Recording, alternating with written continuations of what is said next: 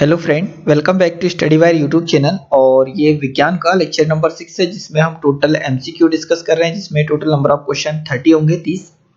और ये सारे के सारे क्वेश्चन प्रीवियस पेपर के लिए गए हैं, और जो कि 6 टू 10th एनसीईआरटी बेस है। ठीक है, और ये ऐसे क्वेश्चन होंगे यार जो कि आपको डायरेक्ट पेपर में ही मिलेंगे, या तो आप प्रैक्टिस सेट लगाएंगे वहां मिलेंगे। अगर आप पुस्तकों में पढ़ते तो बहुत सारी चीजें हम इग्नोर कर देते हैं, हमें चीजें पता नहीं चल पाती कि इनके क्वेश्चन कैसे बनेंगे। तो आप भी अगर टोटल 30 क्वेश्चन लगाते हैं तो आपको कहीं ना कहीं एक अच्छा खासा फायदा मिलेगा, और आपको सॉल्व करना ही चाहिए। ठीक है, तो आइए लेक्चर स्टार्ट करते हैं। और कम से कम अगर आपके 25 प्लस क्वेश्चन सही होते हैं, इसका मतलब आपका साइंस अच्छा है, अदरवाइज आपको पढ़ने की आवश्यकता है। तो इस प्रैक्टिस सेट का सबसे पहला क्वेश्चन हो जाएगा कि 151वें नंबर का, क्योंकि हमने इससे पहले के जो लेक्चर में 150 क्वेश्चन डिस्कस कर चुके हैं, और जिन लोगों ने वह लेक्चर नहीं देखे तो उन्हें भी देख लीजिए, आपको एक अच्छा खासा फायदा जरूर मिलेगा। तो पहला क्वेश्चन हो जाएगा, सामान्य प्रयोग में आने वाला मसाला लौंग। ठीक है, लौंग की बात करें, और ये हर प्रैक्टिस सेट में आ जा रहा है यार क्वेश्चन। लौंग कहां से प्राप्त होता है? तो ये फूल की कली से प्राप्त होता है। ऑप्शन नंबर सी होगा राइट आंसर, इससे ज्यादा बताने की आवश्यकता नहीं है। अगला क्वेश्चन देखते हैं, क्वेश्चन नंबर 152। ये एक अच्छा खासा क्वेश्चन हो जाएगा कि आजकल दूध को संतुलित आहार नहीं माना जाता है। देखो, दूध जो मिल्क है उसको संतुलित आहार नहीं माना जाता, इसका कारण क्या है? तो हमें सबसे पहले हमेशा क्वेश्चन पढ़ते तो उस चीज पे फोकस करना होता है कि जो पूछा गया है। तो दूध को संतुलित आहार नहीं माना जाता क्योंकि इसमें अभाव होता है, मतलब किस चीज की कमी होती है। तो पहला ऑप्शन हो जाएगा मैग्नीशियम और विटामिन डी। सेकंड ऑप्शन है आयरन और विटामिन सी। थर्ड ऑप्शन हो जाएगा कैल्शियम और विटामिन सी। और फोर्थ ऑप्शन हो जाएगा आयरन और विटामिन ए। ठीक है, तो यार यहाँ पर अगर हम थोड़ा सा ऑप्शन पे देखें, गौर करें, तो इतना तो आपको पता होना चाहिए कि जो विटामिन सी, ठीक है, विटामिन सी जो कि दूध में नहीं पाया जाता, क्योंकि जहां पर विटामिन सी पाया जाता है, क्योंकि जहां पर भी विटामिन सी पाया जाता है वहां पर क्या होता है, दूध के फटने की संभावना बढ़ जाती है, मतलब दूध फट जाता है, जिसको बोलते हैं दही बन जाना। इसलिए विटामिन सी मतलब आहार में असंतुलित आहार बोलेगा, तो इसका मतलब विटामिन सी जो है उसमें नहीं पाया जाता, किसमें? दूध में। क्योंकि अगर विटामिन सी पाया जाता है तो वो दही बन जाता है। इसका मतलब ये सेकंड और थर्ड दोनों ऑप्शन सही हो सकते हैं। बात आती है आयरन और कैल्शियम पे। ठीक है, अब देखो, जो दूध होता है उसमें आयरन भी नहीं पाया जाता, तो ऑप्शन नंबर सेकंड हो जाएगा राइट आंसर। क्योंकि दूध को असंतुलित आहार इसलिए मान रहे हैं क्योंकि उसमें विटामिन सी और आयरन दोनों का अभाव होता है, मतलब कम मात्रा में पाया जाता है, विटामिन सी बिल्कुल नहीं पाया जाता। तो ऑप्शन नंबर सेकंड हो जाएगा राइट आंसर। और अगर मैं दूध में बात करूं तो विटामिन ए पाया जाता है। ठीक है, विटामिन ए मिल जाएगा आपको, विटामिन बी 12 मिल जाएगा, और वहीं पर देखेंगे तो विटामिन डी भी मिलेगा और विटामिन के भी मिल जाता है। मतलब ए, बी 12, डी और के ये दूध में मुख्यतः पाया जाता है।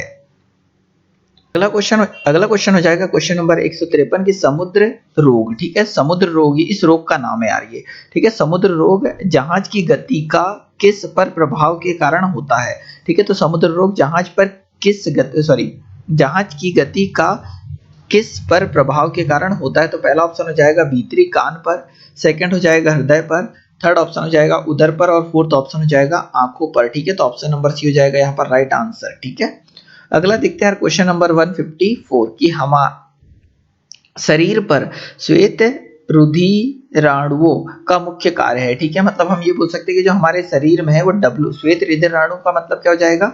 WBC। और WBC का मुख्य कार्य क्या है? तो पहला ऑप्शन हो जाएगा ऑक्सीजन का वहन, सेकंड ऑप्शन हो जाएगा स्कंदन में मदद करना, थर्ड ऑप्शन हो जाएगा अधिक लाल रुधिराणु पैदा करना, फोर्थ ऑप्शन हो जाएगा शरीर की रोग से रक्षा करना। तो ऑप्शन नंबर डी यहाँ राइट आंसर हो जाएगा कि जो WBC होता है, ठीक है, WBC व्हाइट ब्लड सेल्स, इनमें ये क्या होता है कि शरीर में अगर कोई भी हानिकारक जीवाणु या विषाणु या कवक जब पहुंचते हैं तो उनका विनाश कर देता है कौन? WBC। इसीलिए हम इसको बोल सकते हैं कि शरीर में रोगों से लड़ने की क्षमता होती है किसमें? WBC में। अगला देखते हैं क्वेश्चन नंबर जाएगा यार 155 की एलिजा। ठीक है, एलिजा परीक्षण किसके निदान के लिए किया जाता है? तो पहला ऑप्शन हो जाएगा पोलियो वायरस, सेकंड ऑप्शन हो जाएगा एड्स प्रतिरक्षी, थर्ड ऑप्शन हो जाएगा ट्यूबरक्लोसिस बैक्टीरिया मतलब टीबी, और फोर्थ ऑप्शन हो जाएगा कैंसर। ठीक है, तो जो एलिसा टेस्ट है वो होता है काहे के लिए? तो कैंसर के ये होता है एड्स के परीक्षण के लिए, मतलब ऑप्शन नंबर सेकंड हो जाएगा राइट आंसर। और मैं यहाँ एलिसा का फुल फॉर्म की अगर बात करूं, ठीक है, एलिसा की अगर फुल फॉर्म की बात करें तो ये हो जाएगा एंजाइम लिंक्ड इम्यूनोसोबेटा। ठीक है, फुल फॉर्म एक बार और सुन लो, एंजाइम लिक्विड इम्यूनो सोर बेटा एलिजा, ठीक है, इसका फुल फॉर्म हो जाएगा। अगला क्वेश्चन देखते हैं, क्वेश्चन नंबर 156 की मानव शरीर में सबसे, ठीक है, मानव शरीर में सबसे लंबी कोशिका है, ठीक है। तो पहला ऑप्शन यहाँ पर हो जाएगा तंत्रिका कोशिका, सेकंड ऑप्शन हो जाएगा यहाँ पर मांसपेशी कोशिका, थर्ड ऑप्शन यहाँ पर हो जाएगा यकृत कोशिका और फोर्थ ऑप्शन हो जाएगा वक्र कोशिका। तो ऑप्शन नंबर यहाँ पर फर्स्ट हो जाएगा राइट आंसर तंत्रिका कोशिका, जो कि मानव शरीर में सबसे लंबी कोशिका होती है, ठीक है। तो आई होप आपको ये पता भी होगा। अगला क्वेश्चन देखते हैं, क्वेश्चन नंबर 156 की निम्नलिखित में से देह निर्माता किसे कहा जाता है। तो स्पेशल इस चीज को नोटिस करना है, देह निर्माता किसे कहा जाता है। तो पहला ऑप्शन हो जाएगा प्रोटीन, सेकंड ऑप्शन हो जाएगा कार्बोहाइड्रेट, थर्ड ऑप्शन हो जाएगा विटामिन और फोर्थ ऑप्शन हो जाएगा वसा। तो 157 का ऑप्शन नंबर फर्स्ट हो जाएगा राइट आंसर प्रोटीन। तो प्रोटीन को कहा जाता है देह निर्माता, ठीक है। हम ये बोले कि यार मानव आहार में जो कार्बोहाइड्रेट और वसा की कमी की स्थिति में प्रोटीन ऊर्जा उत्पादन में महत्वपूर्ण भूमिका निभाता है और शरीर निर्माण के लिए आवश्यक तत्व है, ठीक है। आगे देखते हैं क्वेश्चन नंबर 158 कि कैंसर के निदान में निम्नलिखित में से कौन सा परीक्षण सहायक है, ठीक है। तो कैंसर के निदान में निम्नलिखित में से कौन सा परीक्षण सहायक है। तो पहला ऑप्शन हो जाएगा मूत्र परीक्षण, सेकंड ऑप्शन यहाँ पर हो जाएगा रक्त परीक्षण, थर्ड ऑप्शन हो जाएगा जीवोती परीक्षा या बायोप्सी और फोर्थ ऑप्शन हो जाएगा एक्सरे, ठीक है। तो कैंसर के लिए यार कौन सा परीक्षण होता है, तो जीवोती परीक्षण या फिर बायोप्सी कहा जाता है। तो कैंसर के निदान एवं उसकी पहचान एक हानिकारक कोशिका के उत्सर्जी लक्षणों पर निर्भर करती है। कैंसर की पहचान के लिए सामान्यतः श्वेत रक्त कणिकाओं हेतु खून की जांच एवं अस्थि मज्जा में बायोप्सी का भी सहारा लिया जाता है, ठीक है। किडनी तथा अग्नाशय के कैंसर की पहचान के लिए एक्सरे, सीटी स्कैन तथा एमआरआई जैसी तकनीक का प्रयोग किया जाता है और कैंसर के उपचार के लिए किसी एक ही विधि पर निर्भर नहीं रहा जा सकता। इसके लिए सर्जरी, रेडियोथेरेपी, कीमियोथेरेपी और न्यूमिनोथेरेपी की मदद ली जाती है, ठीक है। मतलब इसके इलाज के लिए की जाती है क्या, रेडियोथेरेपी, कीमियोथेरेपी और इम्यूनोथेरेपी की मदद ली जाती है कैंसर के इलाज के लिए। और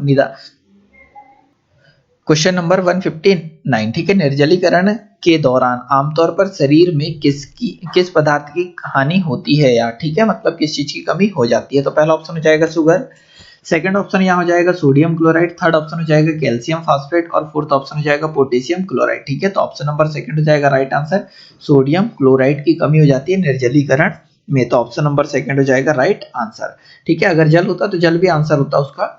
अगला क्वेश्चन देखते हैं, क्वेश्चन नंबर 160 के निम्नलिखित में से कौन सा तत्व समुद्र शैवाल से प्राप्त किया जाता है। तो स्पेशली ये समुद्र शैवाल से प्राप्त किया जाने वाला तत्व कौन सा है। तो पहला ऑप्शन है आर्गन, सेकंड ऑप्शन है यहाँ पर सल्फर, थर्ड ऑप्शन यहाँ पर हो जाएगा वेनेडियम और फोर्थ ऑप्शन है आयोडीन। तो यार समुद्री शैवाल से क्या प्राप्त किया जाता है, तो आयोडीन प्राप्त किया जाता है। तो ऑप्शन नंबर डी हो जाएगा यहाँ पर राइट आंसर। और कौन से शैवाल से आयोडीन प्राप्त किया जाता है, तो लेमिनेरिया, ठीक है, लेमिनेरिया नाम का एक शैवाल होता है, उससे हम क्या प्राप्त करते हैं, तो आयोडीन प्राप्त करते हैं, या समुद्री शैवाल लेमिनेरिया से आयोडीन मिलता है। अगला क्वेश्चन देख लेते हैं, क्वेश्चन नंबर 161 के निम्नलिखित में से कौन सा क्लोरोफिल का घटक नहीं है, ठीक है। मतलब ये जो चार ऑप्शन दे रखे हैं इनमें से कौन सा है जो क्लोरोफिल का घटक नहीं है, स्पेशली इस चीज पे फोकस करना है। तो पहला ऑप्शन हो जाएगा हाइड्रोजन, सेकंड ऑप्शन है मैग्नीशियम, थर्ड ऑप्शन हो जाएगा कार्बन और फोर्थ ऑप्शन हो जाएगा कैल्शियम, ठीक है। तो 161वें का ऑप्शन नंबर डी हो जाएगा राइट आंसर। जो कैल्शियम है वो क्लोरोफिल का घटक नहीं है, जबकि हाइड्रोजन, मैग्नीशियम, कार्बन, ठीक है, और यहाँ पर नाइट्रोजन, ये सारे के सारे क्या हो जाएगा, तो क्लोरोफिल के घटक हो जाएंगे, जबकि कैल्शियम क्लोरोफिल में नहीं पाया जाता। अगला देखते हैं, क्वेश्चन नंबर 162 के सबसे बड़ा जीवित पक्षी कौन सा यार। तो यह हमें पता है, सबसे बड़ा जीवित पक्षी एक नॉर्मल सा क्वेश्चन है, ऑप्शन नंबर सेकंड हो जाएगा राइट आंसर शुतुरमुर्ग। अगला क्वेश्चन देखते हैं, क्वेश्चन नंबर 163 के हार्मोन आमतौर पर किसमें नहीं होता। तो बहुत अच्छे क्वेश्चन में से एक है यार कि हार्मोन आमतौर पर किसमें नहीं होता। तो पहला ऑप्शन हो जाएगा चूहा, सेकंड ऑप्शन हो जाएगा बंदर, थर्ड ऑप्शन हो जाएगा बैक्टीरिया और फोर्थ ऑप्शन हो जाएगा बिल्ली। तो हम जो हार्मोन है बिल्ली में नहीं पाया जाता, तो ऑप्शन नंबर डी हो जाएगा राइट आंसर। आपको ये याद ही रखना है, क्योंकि बाकी जितने भी जीव होते हैं, बैक्टीरिया होते हैं, उनमें सब में हार्मोन पाए जाते हैं, पर बिल्ली में हार्मोन नहीं पाया जाता। क्वेश्चन नंबर 164 हो जाएगा कि डेंगू ज्वर का कारण है। ठीक है, जो डेंगू होता है, डेंगू ज्वर का कारण क्या है? तो पहला ऑप्शन हो जाएगा कवक, सेकंड हो जाएगा बैक्टीरिया, थर्ड ऑप्शन हो जाएगा प्रोटोजोआ और फोर्थ ऑप्शन हो जाएगा वायरस। ठीक है, तो ऑप्शन नंबर फोर्थ हो जाएगा राइट आंसर की जो डेंगू ज्वर है उसका मुख्य कारक क्या है? तो वायरस है। ठीक है, अगला क्वेश्चन देखते हैं। क्वेश्चन नंबर 165 की निम्नलिखित में से किसको उत्तम कोलेस्ट्रॉल माना जाता है? यार तो बहुत अच्छा क्वेश्चन है कि यहाँ उत्तम कोलेस्ट्रॉल की बात कर रहा है, मतलब उच्च स्तरीय कोलेस्ट्रॉल की। तो पहला ऑप्शन हो जाएगा VLD, सेकेंड ऑप्शन हो जाएगा LLDL, थर्ड ऑप्शन हो जाएगा HDL और फोर्थ ऑप्शन हो जाएगा ट्राइग्लिसराइड्स। ठीक है, तो ऑप्शन नंबर यहाँ पर सी हो जाएगा राइट आंसर। ठीक है, HDL, और HDL की अगर मैं फुल फॉर्म की बात करूं तो ये हो जाएगा हाई डेंसिटी लिपोप्रोटीन। ठीक है, इसका फुल फॉर्म क्या हो जाएगा? High density lipoprotein. तो ऐसे हाई, डी से डेंसिटी और डी से लिपोप्रोटीन हो जाएगा। ठीक है, और यहाँ पर आ जाएगा जो VLD का फुल फॉर्म हो जाएगा वेरी लो वेरी लो। ठीक है यार, वैसे यहाँ very low density lipoprotein L होना चाहिए था। ठीक है, तो यार ऑप्शन नंबर सी यहाँ याद रखना कि हाई डेंसिटी लिपोप्रोटीन जो कि उत्तम कोटि का कोलेस्ट्रॉल होता है। अगला क्वेश्चन देखते हैं। क्वेश्चन नंबर 166 है 166वां की थैलासीमिया या थैलीसीमिया होता है एक अनुवांशिक बीमारी है, यह किसको प्रभावित करता है? तो जो थैलीसीमिया है एक अनुवांशिक रोग है, ये किस चीज को प्रभावित करता है? तो पहला ऑप्शन यहाँ पर हो जाएगा रुधिर मतलब खून, सेकंड ऑप्शन हो जाएगा वक, थर्ड ऑप्शन हो जाएगा फुसफुस और फोर्थ ऑप्शन हो जाएगा हृदय। ठीक है, तो जो थैलीसीमिया है वह प्रभावित करता है किसको? रक्त को। तो ऑप्शन नंबर फर्स्ट हो जाएगा राइट आंसर, मतलब रुधिर को प्रभावित करता है। तो हम ये बोल सकते हैं कि जो थैलीसीमिया है ना, बच्चों को माता पिता से अनुवांशिक तौर पर मिलने वाला एक रक्त रोग है।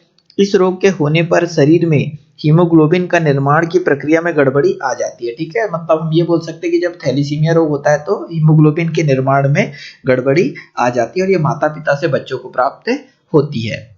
अगला क्वेश्चन देखते हैं। क्वेश्चन नंबर 167 कि निम्नलिखित में से एक उत्पादक, एक शाकाहारी, ठीक है, एक उत्पादक और फिर एक शाकाहारी और एक मांसाहारी को दर्शाने वाली संयुक्त आहार श्रृंखला कौन सी है? तो देखो यार, सबसे पहले उत्पादक मतलब जो सूर्य से प्राप्त किरणों से भोजन बना रहा है। ठीक है, तो घास भोजन बनाता है, यहाँ सही है। पादप भी भोजन बनाता है डायरेक्ट सूर्य से, पर मृतस्य से नहीं बनाता, तो ये तो आंसर हो नहीं सकता, ये भी नहीं हो सकता। पादप को कौन खाता है? तो कीट भी खाते हैं। ठीक है, तो देखो घास को कीट खाता है, पर कीट को हाथी खाता है क्या? नहीं, तो ये आंसर हो जाएगा गलत। तो ऑप्शन नंबर सेकंड होगा राइट आंसर की सबसे पहले सूर्य से प्राप्त ऊर्जा को पादप ने एब्जॉर्व किया और पादप ने भोजन बनाया। इस भोजन को खरगोश खाता है, तो खरगोश हो जाएगा क्या? प्रथम शाकाहारी, और उसके बाद हो जाएगा बाघ जो कि एक मांसाहारी होगा, मतलब एक खाद्य श्रृंखला के अंतर्गत सेकंड ऑप्शन राइट आंसर होगा। अगला क्वेश्चन देखते हैं। क्वेश्चन नंबर 167 की निम्नलिखित में से कौन सा द्रव्य त्वचा की परत को जल के लिए अभेद्य बनाता है? ठीक है, क्वेश्चन ध्यान से समझिए कि निम्नलिखित में से कौन सा द्रव्य त्वचा की परत को जल के लिए अभेद्य बनाता है? तो पहला ऑप्शन हो जाएगा कोलेजन, सेकंड ऑप्शन हो जाएगा मेलानिन, थर्ड ऑप्शन हो जाएगा कीरोटीन और फोर्थ ऑप्शन हो जाएगा यहाँ पर काइटिन। ठीक है, तो 168 का ऑप्शन नंबर फोर्थ हो जाएगा राइट आंसर, जो काइटिन है। ठीक है, यहाँ पर राइट आंसर होगा। तो हम ये बोल सकते हैं कि काइटिन द्रव्य त्वचा की परत को जल के लिए अभेद्य बनाता है। काइटिन नाइट्रोजन युक्त संश्लेषित बहु शर्करा राइड है। ठीक है, और ये नाइट्रोजन, और जो ये काइटिन है ना, ये नाइट्रोजन एसिटा ग्लूकोसेमाइड का संश्लेषित रूप है। अगला क्वेश्चन देखते हैं। क्वेश्चन नंबर आ जाएगा 169 के खाद्य प्रोटीन के दो सबसे समृद्ध, ठीक है, समृद्ध ज्ञात स्रोत है। ठीक है, तो खाद्य प्रोटीन जो हम प्रोटीन खाते हैं उसमें सबसे अधिक समृद्ध ज्ञात स्रोत कौन से हैं, मतलब जिनमें प्रोटीन की अत्यधिक मात्रा पाई जाती है? तो पहला ऑप्शन हो जाएगा मांस और अंडे, सेकंड ऑप्शन है दूध और सब्जियां, थर्ड ऑप्शन है सोयाबीन और मूंगफली, और फोर्थ ऑप्शन है एक प्रकार का शैवाल अन्य सूक्ष्मदर्शी। यार तो इन चारों ऑप्शन के अनुसार सबसे अधिक प्रोटीन किनमें पाया जाता है? तो ऑप्शन नंबर सी हो जाएगा राइट आंसर, सोयाबीन और मूंगफली। अगर मैं सोयाबीन की बात करूं तो यार सोयाबीन में जो प्रोटीन का परसेंटेज रेट है, याद रखिएगा 43.2% प्रोटीन पाया जाता है। वहीं पर अगर मैं मूंगफली की बात करूं तो मूंगफली में पाया जाता है 25% प्रोटीन पाया जाता है। ठीक है, अगर हम वहां पे दूध की बात करें तो दूध में पाया जाता है 3.4%, ये गाय के दूध में 3.4% प्रोटीन होता है। वहीं पर अगर मैं भैंस के दूध की बात करूं तो उसमें होता है 5.49% प्रोटीन होता है। ठीक है, 5.49% प्रोटीन होता है किसमें, तो भैंस के दूध में। वहीं पर अगर हम बच्चे मतलब ये बोल सकते हैं कि जो माँ का दूध होता है, ठीक है, स्त्री का दूध, उसमें होता है 1.7% प्रोटीन होता है। आगे अगर हम बात करें तो जो भेड़ का दूध होता है उसमें होता है 6.7% प्रोटीन होता है। और अगर मैं मांस की बात करूं तो जो मांस में होता है यार 8 से 18% तक, मतलब 8 से लेकर 18% तक प्रोटीन होता है। और अगर अंडे की बात करें तो अंडे में प्रोटीन होता है 13%, मतलब 13%। और वहीं पर अगर हम बात करें कि जो दाल है, ठीक है, दाल में जो परसेंटेज रेट की बात करें तो 24% प्रोटीन होता है। तो स्पेशली सोयाबीन और मूंगफली का याद रखना 43.2% और 25%। ठीक है, तो याद रखिएगा कि प्रोटीन जितने अभी तक जितने स्रोत ज्ञात है प्रोटीन के, उसमें सबसे अधिक मात्रा में सोयाबीन और मूंगफली में पाया जाता है। इसी आधार पर ऑप्शन नंबर सी हो जाएगा राइट आंसर। और बाकी सारे भी अगर आप याद कर लेते, एक दो बार देख लेते तो सारी चीजें याद हो जाएगी। अगला क्वेश्चन हो जाएगा 170वें नंबर का कि निम्नलिखित में से किसका सह संबंध रक्तचाप से है। ठीक है, मतलब निम्नलिखित में से किसका संबंध सह रक्तचाप से है। तो पहला ऑप्शन हो जाएगा यकृत, सेकंड ऑप्शन हो जाएगा वृषण, थर्ड ऑप्शन हो जाएगा अग्नाशय और फोर्थ ऑप्शन हो जाएगा अधिवृक्क। ठीक है, तो 170वें का ऑप्शन नंबर फोर्थ हो जाएगा राइट आंसर अधिवृक्क। ठीक है, हम ये बोल सकते हैं कि प्रौद्योगिकी। अगला क्वेश्चन देखते हैं, क्वेश्चन नंबर 171। क्वेश्चन नंबर 171 हो जाएगा कि औद्योगिक बाह्य स्त्राव। ठीक है, औद्योगिक बाह्य स्त्राव मतलब उद्योग का जो बाहर हम ये बोल सकते हैं कि अपशिष्ट निकलता है, उसकी बात कर रहे हैं। औद्योगिक बाह्य स्त्राव द्वारा किए जाने वाले जल प्रदूषण को रोकने के लिए निम्नलिखित में से कौन से अपतरण या खरपतवार को प्रयोग किया जाता है। हम ये बोल सकते हैं कि यार जो उद्योग होता है उससे निकलने वाले अपशिष्ट को निपटाने के लिए कौन सा खरपतवार का यूज किया जाता है। तो पहला ऑप्शन यहाँ पर देखा है पार्थेनियम, सेकंड ऑप्शन है हाथी घास, थर्ड ऑप्शन है जलकुंभी और फोर्थ ऑप्शन है उपयुक्त ए और बी। ठीक है, तो ऑप्शन नंबर डी हो जाएगा राइट आंसर। मतलब जो औद्योगिक बाह्य स्त्राव होता है उसको निपटाने के लिए पार्थेनियम और हाथी घास का प्रयोग किया जाता है। ठीक है, तो इसी आधार पर ऑप्शन नंबर डी होगा राइट आंसर। अगला क्वेश्चन देखते हैं, क्वेश्चन नंबर 172। तो 172 क्वेश्चन क्या हो जाएगा यार हमारे यहाँ की स्तनपायी जीवों की त्वचा में पाई जाने वाली निम्नलिखित में से कौन सी संरचना शरीर को गर्म रखने में प्रत्यक्ष रूप से मदद करती है। ठीक है, तो स्तनपायी मतलब जिसमें रीढ़ की हड्डी पाई जाती है, उनमें जो त्वचा होती है, ठीक है, त्वचा में पाई जाने वाली निम्नलिखित में से कौन सी संरचना शरीर को गर्म रखने के लिए प्रत्यक्ष रूप से मदद करती है। तो पहला ऑप्शन हो जाएगा वर्णांकित कोशिका, सेकंड ऑप्शन है श्वेत ग्रंथियां, थर्ड ऑप्शन है लसिका वाहिनियां और फोर्थ ऑप्शन हो जाएगा रुधिर कोशिका। ठीक है, तो 172 का ऑप्शन नंबर सी हो जाएगा राइट आंसर लसिका वाहिनियां, जो है जितने भी स्तनपायी होते हैं जीव जंतु उनमें पाई जाती है, जो कि शरीर के तापमान को एक नियत बनाए रखने की क्षमता रखती है। तो ऑप्शन नंबर सी हो जाएगा राइट आंसर। क्वेश्चन नंबर 173 हो जाएगा कि निम्नलिखित में से कौन सा रोग प्रायः दूध के माध्यम से फैलता है। ठीक है, तो स्पेशली यहाँ पर फोकस करना है कि ऐसा कौन सा रोग है जो कि दूध के माध्यम से फैलता है। तो पहला ऑप्शन हो जाएगा यक्षमा, सेकंड ऑप्शन हो जाएगा पोलिया, थर्ड ऑप्शन है डिप्थीरिया और फोर्थ ऑप्शन है यहाँ विसुचिका। ठीक है, तो ऑप्शन नंबर फर्स्ट हो जाएगा राइट आंसर यार यक्षमा। ठीक है, इसी कहते हैं हम टीबी। ठीक है, ट्यूबरक्लोसिस, जो टीबी है वो प्रायः दूध के माध्यम से फैलता है। ठीक है, हम ये बोल सकते हैं कि जो मवेशी होते हैं जिससे दूध प्राप्त होता है, तो मवेशी के एम बोविस संक्रमित दूध के द्वारा, ठीक है, एम बोविस, यहां लिख देता हूं एम बोविस संक्रमित दूध के द्वारा यक्षमा या टीबी, जो इसको ट्यूबरक्लोसिस बोलते हैं, इसके द्वारा फैलता है। ठीक है, और जो एम बोविस संक्रमण में स्पेशली जो माइकोबैक्टीरियम पाया जाता है, माइकोबैक्टीरियम ट्यूबरक्लोसिस नामक जीवाणु के द्वारा फैलता है।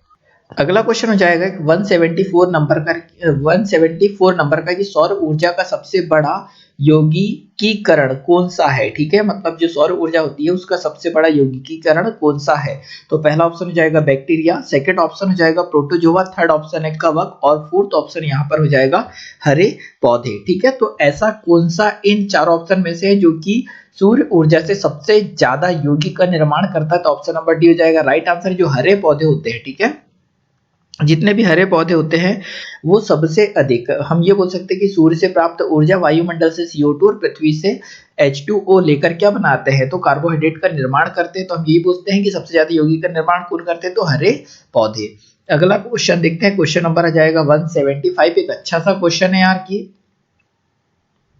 क्वेश्चन यहाँ हो जाएगा कि निम्नलिखित में से संबंध जोड़िए। ठीक है, संबंध जोड़ना है मतलब मिलान करना है, जोड़ी मिलान करना है। तो पहला ऑप्शन यहाँ दे रखा है कि स्रोत और ये विटामिन। तो हरे पत्तेदार सब्जियां, ठीक है, हरे पत्तेदार सब्जियां में कौन सा विटामिन होता है। सेकंड यहाँ दे रखा है कि कच्ची पत्ता गोभी। थर्ड ऑप्शन, थर्ड यहाँ देखो ये पहला हो जाएगा, दूसरा, ये तीसरा और ये चौथा। ठीक है, और थर्ड है यहाँ पर मध्यम मध्यकार खमीर, और फोर्थ ऑप्शन गेहूं अंकुर तेल। ठीक है, गेहूं और अंकुर तेल। ठीक है, तो यार यहाँ पर ये याद रखना कि जो विटामिन सॉरी हरे पत्तेदार सब्जियां, इसमें विटामिन ए पाया जाता है। ठीक है, मतलब पहले का पहला ही होगा। और विटामिन ए का रासायनिक नाम क्या हो जाएगा, तो रेटिनॉल। जो कच्चे पत्तेदार गोभी होती है उसमें B1 पाया जाता है, B1 पाया जाता है, इसको बोलते हैं थायमिन। और जो मध्याकार खमीर होता है उसमें विटामिन सी पाया जाता है, इसे कहा जाता है एस्कॉर्बिक एसिड। और गेहूं और अंकुर तेल में पाया जाता है विटामिन डी, जिसको बोलते हैं कैल्सीफेरॉल। ठीक है, तो पहले का पहला, दूसरे का दूसरा, तीसरे का तीसरा, चौथे का चौथा होगा। तो ऑप्शन नंबर यहाँ पर फर्स्ट हो जाएगा राइट आंसर, पहले का पहला, अरे यार देखो सॉरी, यहाँ पहले का पहला, दूसरे का दूसरा, तीसरे का तीसरा और चौथे का चौथा होगा। तो ऑप्शन नंबर फर्स्ट है राइट आंसर। अगला देखते हैं क्वेश्चन नंबर 176 नंबर। ठीक है, ऊतक संवर्धन के सही वर्णक्रम निम्नलिखित में से कौन सा है। ठीक है, तो ऊतक संवर्धन का सही वर्णक्रम निम्नलिखित में से कौन सा है। तो पहला ऑप्शन हो जाएगा वनों तथा बागानों का संरक्षण। सेकंड ऑप्शन हो जाएगा उद्यान कृषि की फसलों का विकास और प्रसार। थर्ड ऑप्शन हो जाएगा पशु ऊतक का क्रमित्र माध्यम में संवर्धन करने का विज्ञान। और फोर्थ ऑप्शन हो जाएगा वन्य जीवों की रक्षा। तो 176 का ऑप्शन नंबर सेकंड हो जाएगा राइट आंसर की उद्यान कृषि की फसलों का विकास और प्रसार करना ही क्या कहलाता है, वर्णक्रम सॉरी ऊतक संवर्धन का सही क्रम कहलाता है। तो यार अगर मैं बेसिक लैंग्वेज में इसे बताऊं तो आपने देखा होगा क्या होता है कि एक पौधा जब बड़ा होता है तो उसमें कलम कर दी जाती है। ठीक है, कलम कर दी जाती है मतलब एक आम का पेड़ थोड़ा बड़ा हुआ उसमें कलम कर दी जाती है जिससे वो कम दिनों में फलने लगता है, तो उसे ही कहा जाता है ऊतक संवर्धन का सही क्रम। और उसमें क्या होता है, तो खाद्यान्न कृषि। ठीक है, तो कृषि के क्षेत्र में होता है फसलों के विकास और प्रसार, मतलब हम ये बोल सकते हैं कि अगर एक पेड़ अच्छे आम का है तो 10 पेड़ों में उसकी कलम लगा दी जाती है और विकास भी होता है, उसका प्रसार भी होता है। इसी आधार पर ऑप्शन नंबर सेकंड होगा राइट आंसर। आई होप आप इन चीजों को समझ पा रहे होंगे। क्वेश्चन नंबर 177 हो जाएगा कि क्षेत्र फसलों के अध्ययन को कहते हैं। ठीक है, तो क्षेत्र फसलों के अध्ययन को कहते हैं। तो पहला ऑप्शन हो जाएगा पोमोलॉजी, सेकंड ऑप्शन हो जाएगा एग्रोनॉमी, थर्ड ऑप्शन हो जाएगा ओलेरिकल्चर और फोर्थ ऑप्शन हो जाएगा फ्लोरिकल्चर। तो देखो यार क्षेत्र फसलों के अध्ययन की बात हो रही है, स्पेशली इस चीज पे फोकस करना है कि क्षेत्र फसलों के अध्ययन को क्या कहा जाता है। तो ऑप्शन नंबर सेकंड हो जाएगा राइट आंसर एग्रोनॉमी। तो एग्रोनॉमी जिसमें क्षेत्र फसलों का अध्ययन किया जाता है उसे कहा जाता है। ठीक है, तो पहला ऑप्शन यहाँ क्या दे रखा है यार, पोमोलॉजी। तो पोमोलॉजी भी याद रखिएगा, जो पोमोलॉजी होता है फसलों के उत्पादन, वृद्धि, सुरक्षा एवं उनकी नस्ल में सुधार का अध्ययन के लिए किसका यूज किया जाता है, तो पोमोलॉजी का। और यहाँ पर ओलेरिकल्चर की अगर हम बात करें तो ओलेरिकल्चर में सब्जी के लिए काम आने वाले पौधों के उत्पादन का अध्ययन किया जाता है ओलेरिकल्चर में। और फ्लोरिकल्चर में अध्ययन किया जाता है सजावट के लिए काम आने वाले पुष्पों का अध्ययन किया जाता है। तो आई होप आप इन चारों ऑप्शन का मतलब भी समझ चुके होंगे। क्वेश्चन नंबर 178 हो जाएगा कि गाजर का रंग नारंगी होता है, स्पेशली गाजर का रंग क्या होता है, नारंगी होता है क्योंकि। तो पहला ऑप्शन है यहाँ मिट्टी में पैदा होता है इसलिए। सेकंड ऑप्शन है उस पर सूर्य की रोशनी नहीं पड़ती। थर्ड ऑप्शन यहाँ पर हो जाएगा उसमें कैरोटीन होता है। फोर्थ ऑप्शन हो जाएगा संपूर्ण पौधा नारंगी रंग का होता है। तो ऑप्शन नंबर सी हो जाएगा राइट आंसर, उसमें क्या होता है, कैरोटीन होता है, इसलिए गाजर कैसा होता है, नारंगी रंग का होता है। अगला क्वेश्चन देखते हैं, क्वेश्चन नंबर 179 हो जाएगा कि निम्नलिखित में से जैव उर्वरक चुनिए। ठीक है, तो ऐसा कौन सा उर्वरक, उर्वरक मतलब खाद जो कि जीवों से बनी है। ठीक है, तो पहला ऑप्शन हो जाएगा कंपोस्ट, सेकंड ऑप्शन यहाँ पर हो जाएगा अमोनियम सल्फेट, थर्ड ऑप्शन हो जाएगा गोबर और फोर्थ ऑप्शन हो जाएगा शैवाल और नीली हरित शैवाल।